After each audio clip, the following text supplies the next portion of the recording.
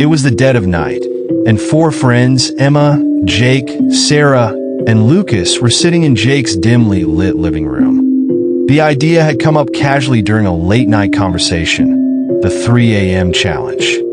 Emma had heard about it online, where people supposedly contacted spirits or performed eerie rituals during the witching hour. The time between 3 and 4 a.m., when paranormal activity is said to be at its peak. "We should try it," Jake suggested with a smirk. The others laughed it off, but as the clock crept toward 3 a.m., the idea began to seem less like a joke and more like an exciting dare. Lucas, who was always the skeptical one, rolled his eyes but eventually agreed. Fine, let's do something, but nothing too crazy. Maybe we'll see if anything weird happens. They decided on a simple game: hide and seek in the dark. The rules were straightforward: one person hides, and the rest try to find them. But they added a twist. Whoever was found first had to knock on the mirror in Jake's upstairs bathroom 3 times at exactly 3:33 a.m., repeating the words, "I invite you in." They all laughed nervously, but there was a sense of unease that hung in the air. The first round started. Sarah was chosen to hide while the others counted down. The house was pitch black except for the faint glow of streetlights outside. Jake had turned off all the lights, claiming it would make the game more fun or more terrifying. Minutes passed, and no one could find Sarah. The others started to get frustrated. They checked every room, but she seemed to have vanished. "Sarah, come on. This isn't funny anymore," Emma whispered, her voice shaky as they approached the attic.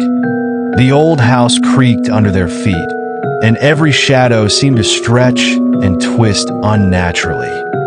Suddenly, they heard a faint thumping sound. It was coming from upstairs, the bathroom. Jake frowned. "That's not possible. Sarah's supposed to be hiding, not upstairs." As they ascended the stairs, the air grew colder. The temperature drop was immediate, and their breath fogged in front of them. Jake was the first to reach the bathroom door, and without hesitation, he pushed it open. There in front of the mirror was Sarah. Her back was to them, and she was motionless, staring at her own reflection. But what unsettled them most was the rhythmic knocking sound. She was gently tapping her knuckles against the glass. Sarah? Lucas called out, his voice quivering. But she didn't respond. Instead, she lifted her hand again and knocked 3 more times. Then, in a barely audible whisper, she muttered, "I invite you in." "Sarah, stop. This isn't funny," Emma shouted, stepping forward. As she reached out to touch Sarah's shoulder, the girl spun around. Her face was wrong. Her eyes were wide and vacant. Her mouth stretched into an unnatural smile. But it wasn't Sarah's face.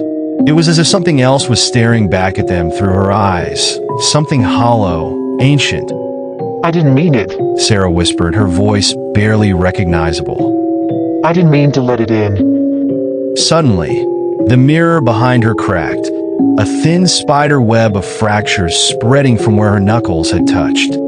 From behind the glass, something moved, a shadow, twisting and writhing just beneath the surface. It pressed against the mirror, its shape becoming more defined, almost human, but distorted, like it was trapped between dimensions. "We need to leave," Jake said, backing away slowly. "Now!" But it was too late. The mirror shattered with a deafening crash, and the air in the room grew thick, suffocating. The lights flickered, and the house seemed to groan as if something had been awakened. Sarah collapsed, unconscious, as the others scrambled to pick her up. They rushed out of the house, not daring to look back. As they reached the front yard, Emma turned to glance at the upstairs window. In the dim light, she saw something standing there, something that wasn't Sarah, Jake, or Lucas. It stood motionless, watching them, its eyes gleaming in the darkness. They never went back into that house. The next day, They learned that the house had a history, one that Jake's family had never told them about. Years ago, a previous owner had been found dead in that very bathroom, under mysterious circumstances. The police had ruled it a suicide, but neighbors spoke of strange noises and figures seen in the windows late at night. As for Sarah, she was never the same after that night. She spoke little and refused to look into mirrors. And though they all tried to forget what had happened, sometimes, late at night, Jake would hear faint knocking coming from the bathroom. 3 slow, deliberate knocks, 1, 2, 3. And every time, he wondered if they had really escaped or if something was still waiting, watching from the other side of the glass.